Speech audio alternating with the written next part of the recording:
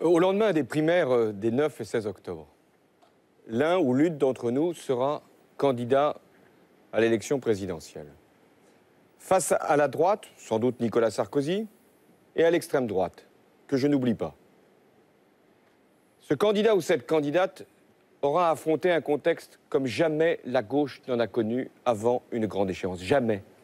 Et tout ce que nous avons dit l'a confirmé.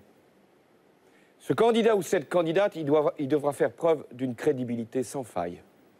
Parce que ça sera dur, y compris dans la bataille électorale.